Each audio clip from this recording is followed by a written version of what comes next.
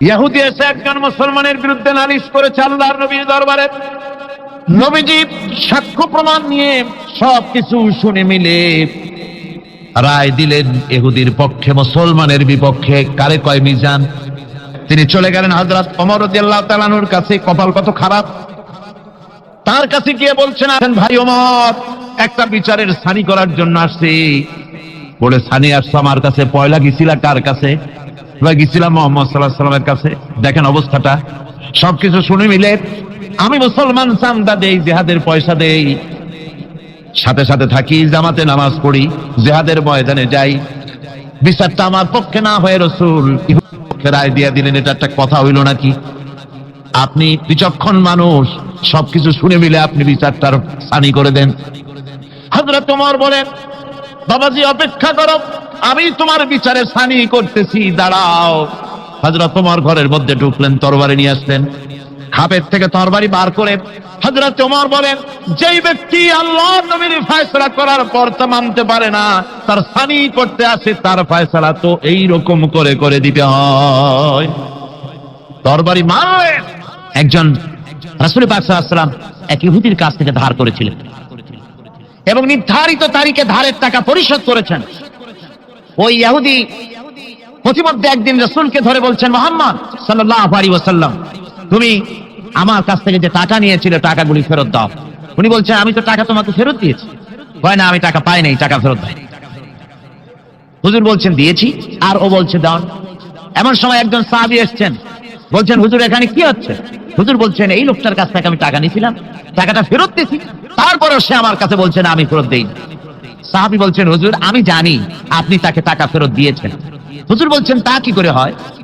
আমি যখন টাকা গ্রহণ করি তখনও তুমি এখানে উপস্থিত ছিলে না, আর যখন আমি টাকা তাকে ফেরত দেই তখনও তুমি তা দেখোনি, তুমি কোনো সময় এর সাক্ষী ছিলে না, উপস্থিত ছিলে না। তুমি কি করে বলছো যে আমি তার টাকা ফেরত দিয়েছি? তুমি সাক্ষ্য, তুমি যে সাক্ষী, তার প্রমাণ কি? কি করে তুমি তা বলছো? সাহাবী বলছেন, ইয়া রাসূলুল্লাহ, আমরা আল্লাহ রাব্বুল আলামিনকে চিনতাম না, অসংখ্য মূর্তি পূজা করতাম, আমাদের বাপ দাদারা 14 গোষ্ঠী মূর্তি পূজা করত। আপনি বলেছেন এই মূর্তি পূজা চলবে না, এক আল্লাহর গোলামি করো, তার দাসত্ব করো। আল্লাহরে দেখি নাই। আপনার কথা মতো মা বাপের ধর্ম পরিত্যাগ করে, হাজার হাজার শত শত মূর্তিগুলিকে পরিত্যাগ করে এক অদাখা আল্লাহরে বিশ্বাস করেছি, দেখি নাই। আপনি বলেছেন ফেরেশতা আছে, দেখি নাই, বিশ্বাস করেছি। আপনি বলেছেন জাহান্নাম আছে, বেহেশত আছে, দেখি নাই, বিশ্বাস করেছি। আপনি বলেছেন হে দুনিয়া, এই জীবন জীবন নয়, আরেকটা জীবন আছে, ওখানে আমাদেরকে উপস্থিত হতে হবে, জবাবদিহি করতে হবে আল্লাহর দরবারে। দেখি নাই, সাক্ষী পাই নাই, তবুও আপনার কথা মতো বিশ্বাস করেছি। হে আল্লাহর নবী, কোন সাক্ষ্য প্রমাণ ছাড়া শুধুমাত্র আপনার কথা মতো যদি এতগুলি বড় বড় কথা বিশ্বাস করতে পেরে থাকি, তাহলে ইহুদির এই মাত্র কয়েকটা টাকা ফেরত দিয়েছেন, এ কথা কেন বিশ্বাস করব না? অবশ্যই ফেরত দিয়েছেন, কোনো সন্দেহ নেই। গভীর রজনীতে আল্লাহর নবী ঘুমিয়ে আছেন। গভীর রাত্রে মক্কা শরীফে হযরতে জিবরাইল এসে বলেন, আসসালামু আলাইকা ইয়া রাসূলুল্লাহ, ইন্নাল্লাহা ইয়াকরাউকা সালাম। হুজুর, আল্লাহ আপনাকে সালাম বলেছেন। আর আমি দেখে এলাম আপনার ঘরের চতুর্দিকে কাফেরেরা তরবারি নিয়ে দাঁড়ানো। মেহেরবানি করে আপনি ঘুমের থেকে জেগে হিজরত করে মদিনায় চলে যান। নবীজি ঘুমের থেকে জাগলেন, হযরত আলীকে ডেকে বলেন, আলী রে, আমার বিছানার উপরে আরাম করে ঘুমায় থাকো, শুয়ে থাকো, আল্লাহর অর্ডার হয়েছে, আমি মদিনার দিকে চললাম। আমার ভাইরা, হযরত শেরে খুদা আলী রাসূলের দিকে তাকিয়ে বলেন, ইয়া রাসূলুল্লাহ, আপনার বিছানায় আপনার চাদর, আপনার কম্বলখানা গায়ে দিয়ে আমি শুয়ে থাকবো। সকালবেলায় কাফির বেঈমানেরা এই ঘরের মধ্যে ঢুকে আপনার বিছানায় আপনার চাদর মুড়ি দিয়ে আমি আলীকে তারা মুহাম্মদ মনে করবে, আর আমাকে মুহাম্মদ মনে করে তাদের তরবারি দিয়ে তারা আমাকে টুকরা টুকরা করে জমিন থেকে বিদায় করে দেবে। আমি আলীর দিলের মধ্যে কোনো দুঃখ কষ্ট থাকবে না, বরং আমার মনের মধ্যে এটাই তৃপ্তি হবে যে আমি আলীর জীবনের বিনিময়ে আল্লাহর নবী দুনিয়ায় বেঁচে আছেন। ভাইরা আমার, নবীজি ঘরের থেকে বেরোলেন। ঘরের থেকে বেরিয়ে দেখেন চতুর্দিকে কাফেরেরা। হাতে এক মুষ্টি বালু নিলেন, সাহাতিল ওযু করে দম করে বালুটা ছাড়া দিলেন। চতুর্দিকে কাফেরে দাঁড়ানো, কাফেরদের চোখে বালু চলে গেল। বালি চোখে গেলে অবস্থাটা কি হয় আপনারা জানেন। দুই হাত দিয়া চোখ রগড়াতেছে কাফেরেরা। নবীজি সরে গেলেন, একটা কাফেরও দেখতে পেল না কোন ফাঁকে নবী চলে গেলেন। পরবর্তী সময় আল্লাহ রাব্বুল আলামিন নবীকে ডেকে বলেন, ওয়া মা রামাইতা ইয রামাইতা ওয়ালাকিন্নাল্লাহা রামা। ও নবী, আপনি নিক্ষেপ করেন নাই যখন আপনি নিক্ষেপ করেছিলেন, আপনি শুধু বালুকণা ছেড়ে দিয়েছিলেন, আর আপনার ঘরের চতুর্দিকে কাফেরদের চোখে বালুকণা পৌঁছে দেওয়ার দায়িত্ব আমার কুদরত গ্রহণ করেছিল। সুবহানাল্লাহ, সুবহানাল্লাহ। আমার ভাইরা, নবীজি হযরত আবু বকরের বাড়িতে গেলেন, দরজায় গিয়ে আস্তে করে নক করেছেন। দরজায় গিয়ে আস্তে করে নক করলেন, ভিতর থেকে আওয়াজ এলো, কে? ভিতর থেকে লাব্বাইকা সাদাইকা বলে হযরত আবু বকর বেরিয়ে এলেন। আল্লাহর নবী জিজ্ঞাসা করলেন, আবু বকর রে, এক ডাক দিলাম আর তুমি এক ডাকে সাড়া দিলে, তুমি কি ঘুমাও নাই? হযরত আবু বকর বলেন, ইয়া রাসূলুল্লাহ, আপনি বলেছিলেন আমাকে সাথে নিয়ে হিজরত করবেন। আমি চিন্তা করেছি না জানি কত গভীর রাত্রি নবীজি আসেন, আর আমার দরজার কিনারে দাঁড়ায়া নবীজি যদি দাঁড়ায়া দাঁড়ায়া ডাকে আবু বকর আবু বকর বলে, আমি আবু বকর যদি বিছানায় ঘুমায় আরাম করতে থাকে, নবীজির সঙ্গে বেয়াদবি হয়ে যাবে, এই ভয়তে আমি বিছানায় না শুয়া এই দেওয়ালের সঙ্গে দাঁড়ায়া দাঁড়ায়া ঘুমাচ্ছিলাম। ভাইরা আমার, নবীজি হযরত আবু বকরকে নিয়ে চললেন, কাবার দিকে তাকালেন, বাইতুল্লাহ শরীফের দিকে তাকায়া নবীজি চোখ থেকে দরদর করে পানি পড়ে আর ডাকে বলে, রে খানায় কাবা, ওরে কাবা, বড় আশা ছিল তোর খেদমত করব প্রাণ ভরে, কিন্তু তোর নিষ্ঠুর সন্তানেরা তোর কাছে আমারে থাকতে দিল না রে। নবীজি হযরত আবু বকরকে নিয়ে মদিনার দিকে না গিয়া উল্টা পথে জিয়াদ মহল্লার ভিতর দিয়া, মিসফালার ভিতর দিয়া, আবার জাবালের সরে দুইটা পাহাড় পাড়ি দিয়া জাবালে সুরে যখন উঠলেন, ফজরে রক্ত হয়ে গেল। হযরত আবু বকর বলেন, হুজুর, গুহার একটা পায়া গেছি, এর মধ্যে ঢুকি, তা না হলে কাফেরেরা দেখে ফেলবে। হুজুর, আপনি বাইরে বসেন, আগে আমি ভিতরে ঢুকি, যেহেতু গুহার মধ্যে সাপ বিচ্ছু থাকতে পারে, যদি কোনো সাপ বিচ্ছু থাকে আঘাত আমার প্রতি আসুক, আল্লাহর নবী মাহফুজ থেকে যাক। হযরত আবু বকর গুহা সাফ করে হুজুরকে ডাকলেন। হুজুর বলেন, আবু বকর, সারা রাত হেঁটে হেঁটে পা বেদনা হয়ে গেছে, তুমি বসো, তোমার উরুর উপরে মাথা রেখে আমি একটু ঘুমাইয়া যাই। নবীজি আরাম ফরমালেন। হযরত আবু বকর নজর করে দেখেন গুহার ভিতরে অনেকগুলি গর্ত, কোন গর্ত থেকে কোনো সাপ বিচ্ছু আসে নাকি। রুমাল ছিঁড়ে ছিঁড়ে গর্ত বন্ধ করতেছিলেন, দু একটা গর্ত যা বন্ধ করা গেল না, পা দিয়া হযরত আবু বকর চেপে ধরেছেন। এক পাহাড়িয়া বিষধর সাপ ধ্বংসন করেছে হযরত আবু বকরের পায়ের উপরে। হযরত আবু বকর বিষের যন্ত্রণায় চোখ দিয়া দরদর করে পানি পড়ে।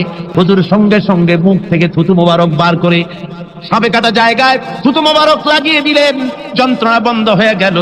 হযরতে রাসূল বলেন, আবু বকর, এত সময় কষ্ট করলে কেন? আগে আমারে বলো নাই কেন? তাহলে তাড়াতাড়ি সেরে যেত, এত কষ্ট তোমার হতো না। হযরত আবু বকর বলেন, ইয়া রাসূলুল্লাহ, এটা তো সাপে কাটার যন্ত্রণা, এর থেকে বেশি যন্ত্রণাও যদি আমার হতো, যন্ত্রণার চোটে যদি আমার কলিজা ছিঁড়েও যেতে লাগতো, তবুও আল্লাহর নবী আরাম ফরমাচ্ছেন, নবীর আরামের ভিতরে আমি বিঘ্ন ঘটাতে পারতাম না। ভাইরা আমার, কাফেরেরা খুঁজতে খুঁজতে দুদিন পরে যখন এই জায়গায় তারা চলে এসেছে, এখানে এসে তারা গুহার কাছে পায়ের চিহ্ন শেষ দেখলো। একজন বলে ভিতরে আছে, আর একজনে বলে নাই, আর একজন বলে আছে, আর একজন বলে নাই। হযরত আবু বকর বলেন, ইয়া রাসূলুল্লাহ, আমরা ধরা পড়ে গেছি, পালাবার কোনো পথ নাই, আমরা তো ধরা পড়ে গেলাম। সূরা তাওবার ভিতরে আল্লাহ রাব্বুল আলামিন এই কথাটা এভাবে তুলে ধরেছেন, ইয ইয়াকুলু লিসাহিবিহি লা তাহজান ইন্নাল্লাহা মা'ানা। আল্লাহ নবী ডেকে বলেন, আবু বকর, ভয় পেও না, আমরা মাইনরিটি নই, আমরাই মেজরিটি, আমাদের সংখ্যাই বেশি, ওদের ভয় তুমি করো না, কোনো চিন্তা করো না, ভয় পেও না, আল্লাহ রাব্বুল আলামিন আমাদের সাথে আছেন। সুবহানাল্লাহ। আমার ভাইরা, বান্দা যখন আল্লাহর প্রতি ঈমান আনে, আল্লাহর প্রতি যখন তার মহব্বত বেড়ে যায়, আল্লাহর উপরে যখন সে নির্ভর করতে শেখে, তখন সে দুর্জয় নরসার্দুলে পরিণত হয়ে যায়। জোরে বলেন সুবহানাল্লাহ। সে বীর পুরুষ, দুর্জয় নরসার্দুল, কারো হুঙ্কার, কারো অগ্নিচক্ষু ফাঁসির মঞ্চ, জেল, জরিমানা, এগুলির ভয়তে ভীত হয় না কে? মোমেন। কে হয় না? সে একমাত্র নির্ভর করে কার উপরে?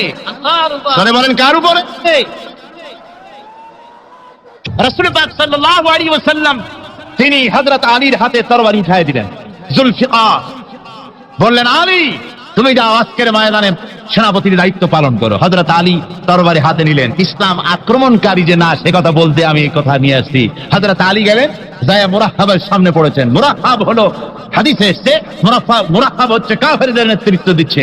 মুরাহহাব বলছে, আলী তোমাকে আমি কিন্তু ভালোবাসি, তুমি আসলে কেন? তোমার প্রতি আমার একটা সফট কর্নার আছে আমার অন্তঃকরণে। তুমি তোমার ছেলে মেয়েকে কি এতিম বানাতে চাও? তোমার বউকে কি বিধবা করতে চাও? আমি তো সেই বীর যে আমার সামনে এসে কেউ কল্লা সাথে নিয়ে যেতে পারে নাই। সুতরাং তুমি যদি ওদেরকে এতিম আর বিধবা করতে না চাও, আমার সামনে থেকে সরে যাও। হযরত আলী বলেন, মুনাফিক তুমি কাকে ভয় দেখাতেছ? তোমার তরবারি এই সমাজের কিছু কাফেরেরা ভয় করতে পারে, তুমি কি আমারে চেনো নাকি? তুমি কারে ভয় দেখাও? তাম পৃথিবীর সমস্ত কাফেরদের উপরে আল্লাহ রাব্বুল আলামিন আমাকে বাগ বানায় পাঠিয়েছেন। তরবারি দিয়ে প্রমাণ হবে। মুনাফিক বলে, তুমি আঘাত করো। কয় না, আক্রমণ তো করব না আমি, আগে তুমি করো, আমি প্রতিহত করব। আক্রান্ত হলে পরে তারপরই জবাব দেব। এরপরে মুরাহহাব আঘাত হানতে লাগলো। হযরত আলী সমস্ত রণকৌশল দিয়ে আঘাতগুলি তিনি ফিরিয়ে দিতে লাগলেন। এরপরে হযরত আলী বলছেন, মুরাহহাব এবার তৈরি হও আমার আঘাত সহ্য করার জন্য। হযরত আলী জুলফিকার তুলে আঘাত করলেন। এক আঘাতেই দেখা গেল মুরাহহাবের মাথা হযরত আলীর তরবারির মুঠা পর্যন্ত মাটির ভিতরে গেড়ে গিয়েছে। খায়বারের দুর্গ দখল হয়ে গেল। পরের দিন আল্লাহর নবী বলেন, আলী শুনতে পেলাম তোমার ঢাল ভেঙে গিয়েছিল, তারপরে তুমি যুদ্ধ করলে কি দিয়ে? হযরত আলী বলেন, হুজুর আমুস দুর্গের ওই কবাটটা, লোহার কবাটটা বাম হাতে নিয়ে আর ডান হাতে তরবারি নিয়ে লড়াই করেছি। হুজুর বলেন, কি করে মানুষ কেমনে এত বড় দুর্গের লোহার কপাট হাতে নিয়ে যুদ্ধ করে? একটু দেখাও তো দেখি। হযরত আলী গতকালকের মতো বাম হাত দিয়ে ধরেছেন, নাড়াতে পারেন না। এবার ডান হাত দিয়ে ধরেছেন, নাড়াতে পারেন না। ডান আর বাম দুই হাত দিয়া সমস্ত শক্তি দিয়ে এমন জোরে টান মেরেছেন, প্রতিটি লোমকূপের গোড়া থেকে ঘাম বেরিয়ে এসেছে, এক চুলও নড়াতে পারেন নাই। হযরত আলীর মুখখানা মলিন হয়ে গেছে লজ্জায়। হযরত আলী রাদিয়াল্লাহু তাআলা আনহু লজ্জা পেয়ে গেছেন। রাসূল পাক সাল্লাল্লাহু আলাইহি ওয়াসাল্লাম বলেন, আলী লজ্জা পাওয়ার কোনো কারণ নাই, চিন্তা করার কোনো কারণ নাই। তোমার নিজস্ব শক্তি দিয়ে তুমি লড়াই করতে পারো নাই। এত বড় লোহার দরজা নিয়ে, কবাট নিয়ে মানুষ সেভাবে লড়াই করতে পারে না। আল্লাহ তার দ্বীনকে বিজয়ী করার জন্য তোমার ভিতরে আল্লাহ রাব্বুল আলামিন ক্ষমতা দিয়েছিলেন। জোরে বলেন সুবহানাল্লাহ। আল্লাহ রাব্বুল আলামিন এই জিহাদের ময়দানে যখন মানুষ আছে, আল্লাহ তাদের উপরে মদদ দান করেন। 3000 সৈন্য নিয়ে সাহাবায়ে কেরাম আর এই সেনাপতি সব চললেন। মতার প্রান্তরে লড়াই হলো। এই লড়াইয়ের ময়দানে হযরতে যায়েদ অনেকগুলি কাফির সৈন্যকে জাহান্নামে পাঠিয়ে দিয়ে তিনি নিজেও শহীদ হয়ে গেলেন। এবার জাফর হাতে তরবারি আর এক হাতে ঝান্ডা নিয়ে এগোচ্ছেন সামনের দিকে। কাফেরেরা হযরত জাফরকে ঘিরে ফেলে দিল। আমার বন্ধুগণ, কাফেরেরা ঘিরে ধরে তরবারির আঘাত করলো জাফরের ডান হাতে। এই কাটা দুইটা হাত দিয়ে বুকের সাথে হযরতে জাফর ইসলামের পতাকাটাকে জড়ায় ধরলেন। পাশের সাহাবীকে ডেকে বলেন, ও রাসূলুল্লাহর সাহাবী শোনো, আল্লাহর নবীকে আমার সালাম বলে দিও আর শোনায়া দিও, জীবনের শেষ মুহূর্ত পর্যন্ত ইসলামের পতাকা উঁচু করে রেখেছিলাম, মাটিতে পড়তে দেই নাই। আমার মনে হয় আমি এখন শহীদ হয়ে যাব, যেহেতু আমি এখন আমার নাকের ভিতরে আল্লাহর জান্নাতের সুঘ্রাণ পেতেছি। হযরতে জাফর শহীদ হয়ে গেলেন। হযরত আব্দুল্লাহ বিন ওয়াহাব, হযরত আবু উবাদা দুজনে মিলে ছুটলেন ঝান্ডা ধরার জন্য। ওনারা বলেন, এগিয়ে গিয়ে দেখি সামনের পরে চূড়ে পতাকা উঠতেছে। ভাবলাম আমরা যাওয়ার আগেই ইসলামের পতাকা কে ধারণ করলো। কাছে গিয়ে দেখি হযরতে জাফরের ডান হাত এক পাশে পড়ে থেকে ইসলামের পতাকা কামড়ায় ধরে উঁচু করে রেখে দিয়েছেন। আমার বন্ধুগণ, হযরতে আবু উবাইদা বলেন, আমি হযরতে সাদের, হযরতে জাফরের হাত পা মাথা মস্তক একত্রিত করে তার পা থেকে শুরু করে মাথা পর্যন্ত চুমা খাইলাম। তাকে জানাজা করে দাফন করে রাখলাম কবরের ভিতরে। রাতের বেলায় স্বপ্নে দেখি হযরতে জাফর আল্লাহর জান্নাতের ভিতরে ফেরেশতাদের সঙ্গে উড়ে বেড়াতেছেন। আমি জিজ্ঞেস করলাম, ও জাফর, আল্লাহ তোমার সাথে কি ব্যবহার করেছেন? হযরতে জাফর বলেছেন, ওগো আবু উবাইদা, আল্লাহ রাব্বুল আলামিন আমাকে বলেছেন, জাফর রে, আমি তোমার শাহাদাতে খুশি হয়েছি, তুমি আমার কাছে আর কি চাও? হযরতে জাফর বলেন, আল্লাহ পাক, কিচ্ছু চাই না, শুধু একটা দাবি, দুনিয়ায় তুমি মেহেরবানি করে আমাকে পাঠায়া দাও আর একবার যদি যেতে পারি, তাহলে তোমার দুনিয়ার বুকে তোমার দিন কায়েমের জন্য কাফেরদের বিরুদ্ধে লড়াই করে আমার জীবনটা আর একবার দিয়ে আসি। আমার বন্ধুগণের জন্য আল্লাহ রাসূল বলেছেন, হাদিস শরীফে এসেছে, আমার ইচ্ছে হয় জিহাদ করি, শহীদ হই, আবার যদি জিন্দা হই, আবার জিহাদ করি, শহীদ হই, আবার যদি জিন্দা হতে পারি, তাহলে আবার জিহাদ করি, আবার শহীদ হই। যেহেতু শাহাদাতের মওতের মতো এত বড় মর্যাদা সম্পন্ন মওত আর পৃথিবীতে হতে পারে না। আমার ভাইরা, ইসলামের জন্য জান দেওয়ার জন্য, মাল দেওয়ার জন্য সাহাবায়ে কেরাম এভাবে প্রস্তুত ছিলেন। নিজেদের জীবন তারা আল্লাহর সামনে নজরানা পেশ করেছেন, শহীদ হয়েছেন। আল্লাহর দ্বীন কায়েমের জন্য তারা প্রচেষ্টা করেছেন। ইসলামকে প্রতিষ্ঠিত করার জন্য প্রয়োজন রয়েছে জিহাদের। কিসের প্রয়োজন? কিসের? জিহাদের প্রয়োজন। সেই জিহাদ করতে কি আপনারা তৈরি আছেন?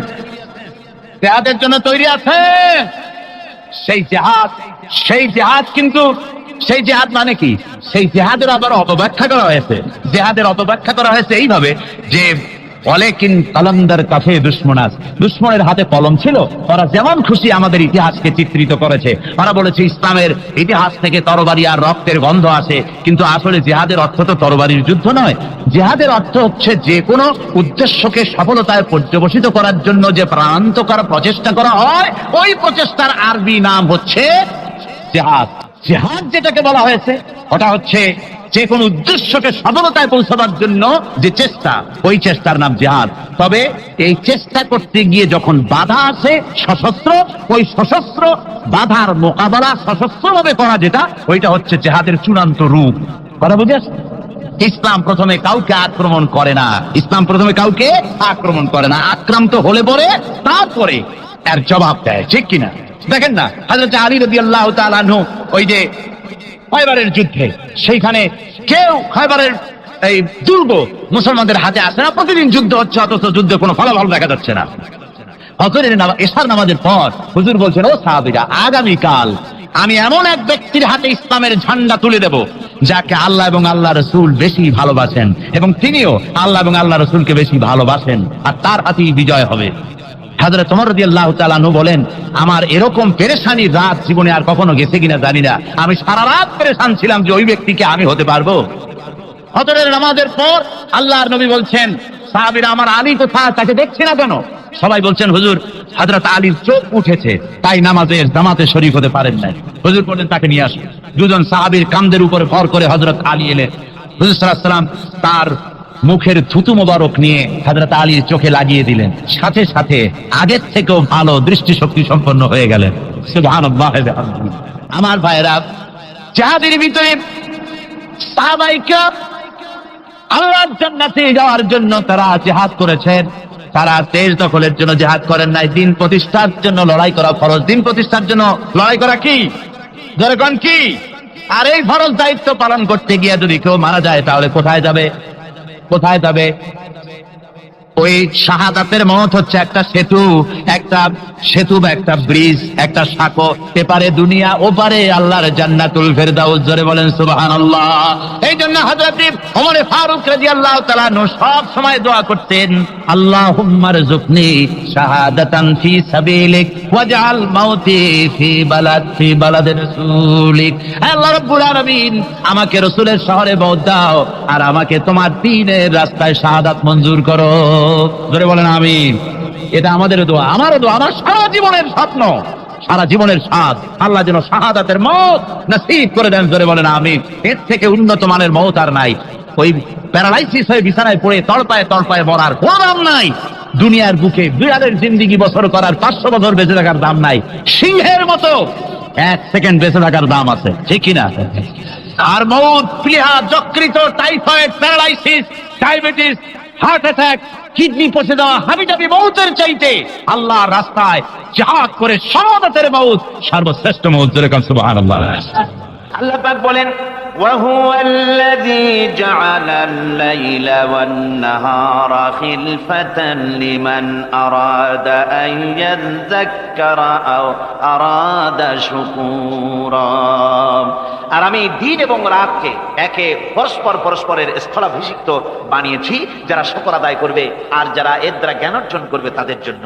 অর্থাৎ তারা এগুলি দেখে মনে করবে যে এগুলি খালি খালি না, এই যে রাত আসতেছে, দিন আসতেছে, দিন এবং রাত্রের এই যে পরিবর্তনটা, এর মধ্যে রয়েছে নিদর্শন। সূরা আলে ইমরানের মধ্যে আল্লাহ পাক বলেন, ইন্না ফি খালকিস সামাওয়াতি ওয়াল আরদি ওয়াখতিলাফিল লাইলি ওয়ান নাহার লাআয়াতিন লিউলিল আলবাব। যারা নিশ্চয়ই আমার এই সৃষ্টি রহস্য সম্পর্কে, দিন এবং রাতের পরিবর্তনের ব্যাপারে যারা চিন্তা করে, গবেষণা করে, তাদের জন্য আমি অনেক কিছু চিন্তার বিষয়ের মধ্যে রেখে দিয়েছি। তারা এসব আমার সৃষ্টি নৈপুণ্যতা দেখে তারপরে তারা হতবাক, বিস্ময় বিমুখ হয়ে তারা বলে, এগুলি দেখে আর বলে, আল্লাযীনা ইয়াযকুরুনাল্লাহা কিয়ামান ওয়া কুউদান ওয়া আলা জুনুবিহিম ওয়া ইয়াতাফাক্কারুনা ফি খালকিস সামাওয়াতি ওয়াল আরদ। তারা বসা অবস্থায়, দাঁড়ানো অবস্থায় আমার প্রশংসা করে আর বলে, রব্বানা মা খালাকতা হাযা বাতিলান সুবহানাকা ফাকিনা আযাবান নার। আয় আল্লাহ পাক, তুমি কোনো কিছু খেল তামাশার বিষয়বস্তু করে তৈরি করো নাই, অতএব জাহান্নামের শাস্তি থেকে তুমি আমাকে রক্ষা করো। আল্লাহর নবী বলেছেন, আল্লাহর সৃষ্টি নৈপুণ্যতা সম্পর্কে যদি কোনো বান্দা 1 ঘন্টা চিন্তা করে, 1 ঘন্টা যদি গবেষণা করে, চিন্তা করে, রব্বুল আলামিন তার আমলনামায় 60 বছরের নফল ইবাদতের সব লিখে দেন। জোরে বলেন সুবহানাল্লাহ।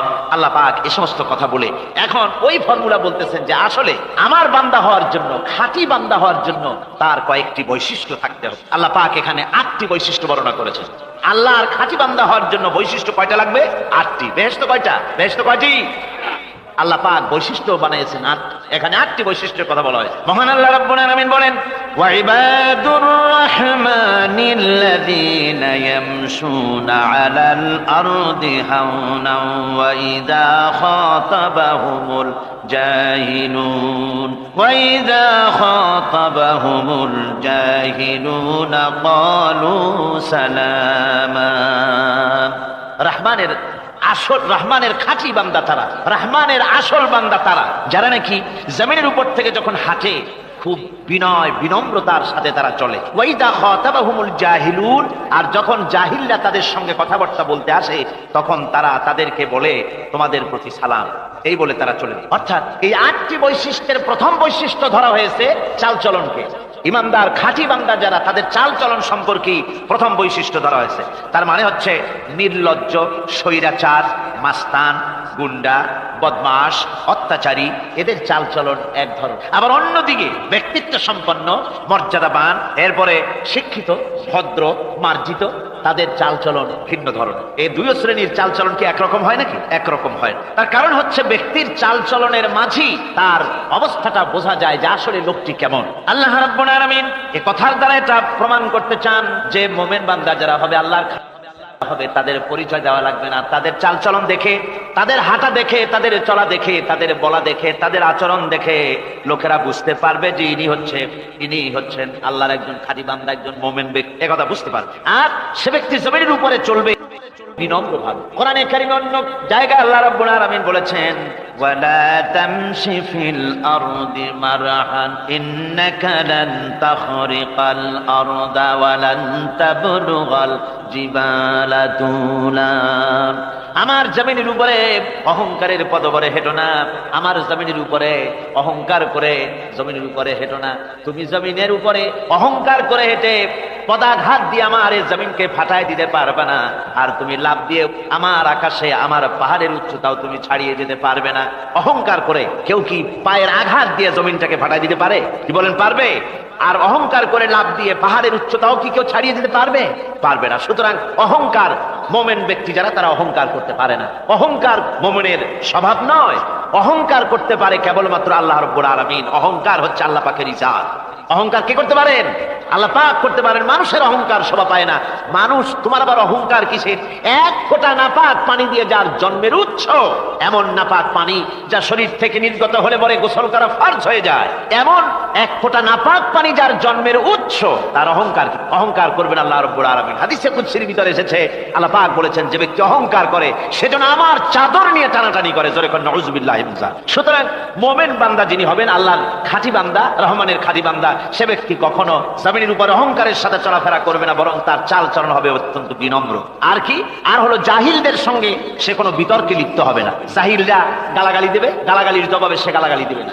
জাহিলরা অত্যাচার করবে, অত্যাচারের জবাবে সে অত্যাচার করবে না, বরং তাদেরকে দেখলে, তারা অত্যাচার করতে আসলে, তারা গালাগালি দিলে তাদের জবাবে ইতফা বিল্লাতি হিয়া আহসান, তাদের জবাবে তাদেরকে সালাম দিয়ে সেখান থেকে তারা কেটে পড়বে। সূরা কাসাসে এই আয়াত, অন্য জায়গায় আল্লাহ রাব্বুল আলামিন একথা আবার এভাবে বলতেছেন, ওয়াইজা সামিউল লাগবা আ'রাদু আনহু ওয়া ক্বালু লানা আ'মালুনা ওয়া লাকুম আ'মালুকুম সালামুন আলাইকুম লা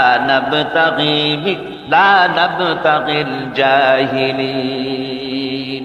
আল্লাহ পাক বলছেন যে যখন মুমিনেরা পরস্পরে মুমিনদের সাথে জাহিলদের যখন দেখা সাক্ষাৎ হয়ে যায়, যখন ঝগড়ায় লিপ্ত হতে চায়, তখন মুমিনেরা যারা মুমিন বান্দা, আল্লাহর খাঁটি বান্দা, তারা বলবে যে তোমাদের আমলের প্রতিফল তোমরা পাবা, আমাদের কৃতকর্মের ফল আমরা পাবো, সুতরাং তোমাদের প্রতি সালাম, তোমাদের সাথে আমাদের কোনো সম্পর্ক নাই। ঝগড়াঝাটি না করে তারা ফিরে আসবে। আল্লাহ পাক এরপরে বলেন, ওয়াল্লাযীনা ইয়াবীতুনা লিরাব্বিহিম সুজদান ওয়া কিয়ামা।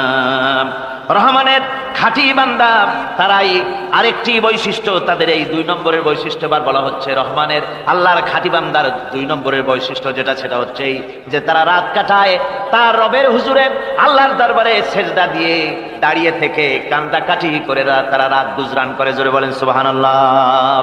আর এর বিপরীত যারা, তারা রাত কাটায় রাতের বেলা মদ, জুয়া, সিনেমা, গান বাজনা, অশ্লীলতা, নাটক, হাবিজাবি, গল্প গুজব করে তারা তাদের রাত কাটায়। আর যারা মোমেন বান্দা, আল্লাহর বান্দা, যারা খাঁটি বান্দা, তারা এই রাত তারা আল্লাহর ইবাদতের ভিতর থেকে কান্দাকাটির মধ্য দিয়ে দাঁড়িয়ে দাঁড়িয়ে অথবা সেজদার ভিতরে তারা তাদের রাত কাটিয়ে দেয়। কোরআনে কারীম আল্লাহ রাব্বুল আলামিন একথা এভাবে বলেছেন, তাতাজাফা জুনুবুহুম আনিল মাদাজি ইয়াদউনা রাব্বাহুম খাওফান ওয়া তামআন।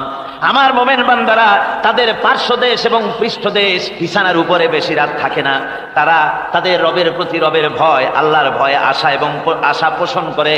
আর তারা আল্লাহকে ভয় করে তারা বিছান থেকে নিজের পিঠকে আলাদা করে নিয়ে তারা রাতের বেলায় আমার কাছে কান্দে, আমার কাছে দোয়া করে, তারা কান্দে, ইবাদত করে।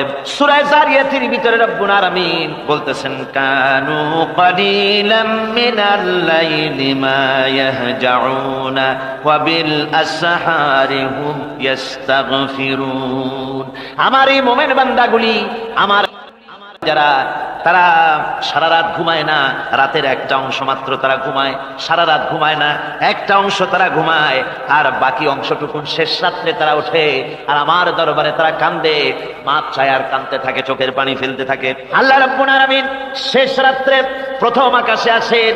হাদিস, প্রথম আকাশে আল্লাহ রাব্বুল আলামিন এসে দুনিয়ার মানুষকে ডাকেন, কে আছো? গুনাহ করে জীবন বোঝাই করে ফেলেছো, নাফরমানি করেছো, গুনাহ করেছো, অথবা বিপদে পড়েছো, ঋণগ্রস্ত হয়ে পড়েছো, অসুবিধায় পড়েছো, মামলা মকদ্দমায় পড়েছো, আমার কাছে মাপ চাও, আমার কাছে সাহায্য চাও। এই সময় যে সমস্ত বান্দারা কে হারাম করে আল্লাহর দরবারে কাঁদতে থাকে, তাহাজ্জুদের নামাজ আদায় করে যখন হাত তুলে কাঁদে, আল্লাহ পাক তখন এই দৃশ্য দেখে ফেরেশতাদের বলেন, ও আমার ফেরেশতারা, আমার ওই বান্দাগুলি কাঁদে কেন? সমস্ত মানুষ যখন ঘুমানো, এই বান্দাগুলি কাঁদে কেন বলো? ফেরেশতারা বলে, আল্লাহ তুমি তো ভালো করে জানো। ফেরেশতারা বলে আল্লাহ যা, আল্লাহ পাক বলবেন তবুও তোমাদের মুখ থেকে শুনতে চাই। ফেরেশতারা তখন বলবে রব্বুল আলামিন তোমার বান্দা গুনাহ করেছে, জাহান্নামের ভয়তে তোমার কাছে কাঁদতেছে, তোমার ভয়তে কান্দে, জাহান্নামের ভয়তে কান্দে। আল্লাহ জিজ্ঞেস করেন ফেরেশতারা ওরা যে আমার ভয়তে কান্দে ওরা কি আমারে দেখছে নাকি? ফেরেশতারা বলেন না খোদা তোমারে দেখে নাই। আল্লাহ পাক বলেন ওরা আমার যে জাহান্নামের ভয়তে কাঁদে ওই জাহান্নাম তারা দেখেছে নাকি? ফেরেশতারা বলে না আল্লাহ তোমার জাহান্নাম ওরা দেখে নাই, তোমার বেহেশত কিছুই দেখে নাই। আল্লাহ পাক বলেন ও আমার ফেরেশতারা এই বান্দাগুলি আমার দোজখ দেখে নাই, আমাকে দেখে নাই, হাসর মিজান সিরাত কিছুই দেখে নাই, শুধু কোরআনের কথা শুনে, আমার নবীর কথা শুনে, আমার কোরআনের কথা শুনে বিশ্বাস করে আরামের ঘুমকে হারাম করে কিভাবে কাঁদতেছে তাকায় দেখ। আমার রহমতের দরিয়ায় জোশ মেরে গেছে, তোরা সাক্ষী থেকে যা, আমার ওই ক্রন্দনরত বান্দাগুলিকে আমি আল্লাহ মাফ করে দিলাম। আমার ভাইয়েরা আল্লাহ পাক বলেন আম্মান হুয়া কানিতুন আনা আল-লাইলি সাজিদাও ওয়া কাইমা। আল্লাহ রাব্বুল আলামিন বলেন সিজদার ভিতরে আর দাঁড়ানোর ভিতরে আমার এই বান্দাগুলি আখিরাতে আমার সঙ্গে দেখা করা লাগবে এই ভয়তে, জাহান্নামের ভয়তে তারা কাঁদে, এভাবে কাঁদতে থাকে। আর আল্লাহ পাক ওই সময় তাদের গুনাহ মাফ করতে থাকেন। কোরআনে কারীমের ভিতরে আল্লাহ পাক বলেন সারা রাত ঘুমাতে আল্লাহ নিষেধ করেছেন, সারা রাত যেন ঘুমায়ো না, পাইকারি ধরে ঘুমায়ো না, একটু জাগো। ওয়াজকুর ইসমা রাব্বিকা বুকরাতাও ওয়া আসীলা। সকাল এবং সন্ধ্যায় তোমার প্রভুর তোমার রবের জিকির করো, স্মরণ করো। ওয়া মিনাল লাইলি ফাসজুদ লাহু ওয়া সাব্বিহহু লাইলান তাওয়িলা। তোমার রাতের বেলায় রাতের একটা অংশ সেজদায় অবনত হও, আর রাতের দীর্ঘ সময় ঘুমায় থেকো না, হয় একটা লম্বা সময় ঘুমাও কিন্তু একটা অংশ রাখো যে সময় তুমি আমার দরবারে সেজদায় পড়ে যাবে, কাঁদবে। আমার বন্ধুগণ রাতটা ওয়াজআলনাল লাইলা সুবাতা, আল্লাহ রাব্বুল আলামিন ওয়াজআলনা সুবাতা ওয়াজআলনান নাওমা সুবাতা ওয়াজআলনাল লাইলা লিবাসা, ঘুমকে বানাইছেন আল্লাহ শান্তির বাহন, আর রাতকে করেছেন আচ্ছাদন। রাতকে কি করেছেন? আচ্ছাদন। রাতকে একটা পর্দা লাগিয়ে দিয়েছেন, রাতের পর্দা। যেহেতু প্রেম ভালোবাসা ঢোল পিটায় করা যায় না, ঢোল পিটায় প্রেম করা যায় যায় না, মানুষকে দেখায় দেখায় প্রেম ভালোবাসা করা যায় না, এটা হলো দুনিয়ার রীতিনীতি। দুনিয়ায় যেটা মানুষেরা করে, আসল সবচাইতে বড় ভালোবাসার পাত্র হলেন আল্লাহ, মাসুক হলেন আল্লাহ, আশেক হলো মানুষ। আশেক এবং মাসুকের ভিতরে প্রেম বিনিময় হবে, ভালোবাসার আদান প্রদান হবে, কথোপকথন হবে। এজন্য দিনের কোলাহল পূর্ণ অবস্থায় তা হয় না বলে রব্বুল আলামিন বলেন আমি তোমাদের জন্য রাতকে একটা আচ্ছাদন, একটা পর্দা বানায় দিয়েছি। এই রাতের পর্দার ভিতরে থেকে আমারে ডাকো, আমাকে আমার কাছে তুমি আমাকে ডাকো, একটা লম্বা সময় নিয়ে আমাকে বলতে থাকো, আমাকে ডাকতে থাকো। আল্লাহ পাক তার নবীকেও বলেছেন ইয়া আইয়ুহাল মুসাম্মিলু কুমিল লাইলা ইল্লা কালিলা। হে চাদর আচ্ছাদিত ব্যক্তি, রাত্রিকালে সালাতে দণ্ডায়মান থাকো, কিন্তু কম, সারা রাত জাগার দরকার নেই। একটা অংশ জাগো যখন তুমি আমার জন্য কাঁদবে, আমার জন্য সেজদায় পড়ে থাকবে। রাসূল পাক সাল্লাল্লাহু আলাইহি ওয়াসাল্লাম তাহাজ্জুদের নামাজে সেজদায় পড়ে থাকতেন, রাতে ঘন্টার পর ঘন্টা চলে যেতেছে। হযরত আয়েশা বলেন আমি মনে করতাম সেজদায় এমন ভাবে রাসূল পড়েছেন আর ওঠেন না, আমার মনে হতো হুজুর বুঝি ইন্তেকাল করে গেছেন। আমি রাসূলের পায়ের আঙ্গুল ধরে আস্তে করে চাপ দিতাম, হুজুর তাতে একটু ব্যথা পেয়ে আঙ্গুল নাড়া দিতেন, তখন আমি মনে করতাম আল্লাহর নবী বিদায় হন নাই, বেঁচে আছেন। আবার কখনো দাঁড়িয়ে দাঁড়িয়ে নামাজের ভিতরে তেলাওয়াত করতে করতে রাত শেষ হয়ে যেত, আমার মনে হতো এই দাঁড়ানো থেকে হুজুর বুঝি আর রুকুতে যাবেন না। আবার যখন রুকুতে যেতেন মনে হতো এই রুকু থেকে আর বুঝি সেজদায় যাবেন না। আবার যখন সেজদায় যেতেন মনে হতো এই সেজদা থেকে রাসূল বুঝি আর উঠবেন না। সুবহানাল্লাহ। সাহাবায়ে কেরাম জিজ্ঞেস করতেন হে রাসূল, হযরত আয়েশা জিজ্ঞেস করে হে রাসূল আপনি এত কাঁদেন কেন, এত ইবাদত করেন, এত রাত জাগেন? হযরত আয়েশা বলেছেন আল্লাহ নবী দাঁড়িয়ে দাঁড়িয়ে তেলাওয়াত করতে করতে, দাঁড়িয়ে দাঁড়িয়ে নামাজ পড়তে পড়তে পাও মোবারক, কদম মোবারক এমন ভাবে ফুলে যেত সকালবেলায় জুতার মধ্যে পাও ঢুকতো না। সুবহানাল্লাহ। এই